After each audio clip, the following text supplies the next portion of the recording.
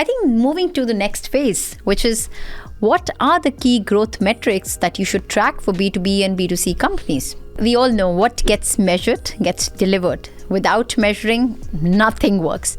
Hence, we need to have the right metrics that are important for your business. Now, the exact metric can technically vary basis the industry, channel, business. However, the following principles ensure you are tracking the right metrics. The first principle, align metrics with your business goals. Don't have KPIs because you see other companies or other industries or other businesses are tracking those. Rather, focus your business goals at your stage for your company. What is your objective at this point? Is it more users? Is it retention of users? Or is it increasing conversion? The second principle, distinguish between output and input metrics. A lot of times people make the mistake of obsessing over an input metric without realizing that it has to lead to an eventual output. Always start with an output metric. For example, if the output metric is increasing revenue, then maybe a monthly recurring revenue or an MRR is a good output metric to track. But to understand more, you should look at what's the number of customers, what's the average contract value, and then go deeper. So have a North Star as an output metric and then go deeper to figure out what input metrics enable or lead to that output metric. Then track customer acquisition and retention. Very important for a sustainable business. Metrics such as, customer acquisition cost, customer lifetime value, churn rate are important metrics.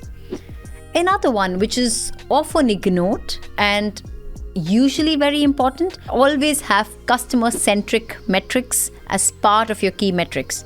It could be ratings, reviews, time taken to resolve issues, net promoter score, whatever works for your business goals, but always keep an eye on how is the customer pulse, and important to track that from day one. The next one is around product metrics, which is how do you evaluate product adoption, usage, how are your customers engaging with the product or service, active users, user engagement, adoption rate of features, how are features being utilized. And then finally, keeping a pulse of the market and having a few metrics to track market dynamics, maybe once in 2 months, once in 3 months, is also a good to have. To give everyone an example, at Sleepy's, when we launched our product, our metrics were predominantly at number of users.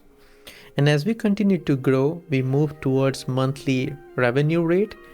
And as we have continued to expand beyond B2C to B2B, we continue to track on what is our customer lifetime value, what is our cost of acquisition, what are our contribution margin. And tracking this metric is helping us optimize our offering and focusing on the channels that are bringing the highest value. Having said all of this, the one that has helped us continue to be a champion in the industry is our customer-centric metric.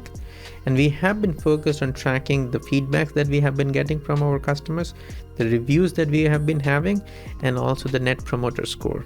And as I told you earlier, our customer testimonials were some of the cornerstone on how we were able to grow our business rapidly in this ecosystem.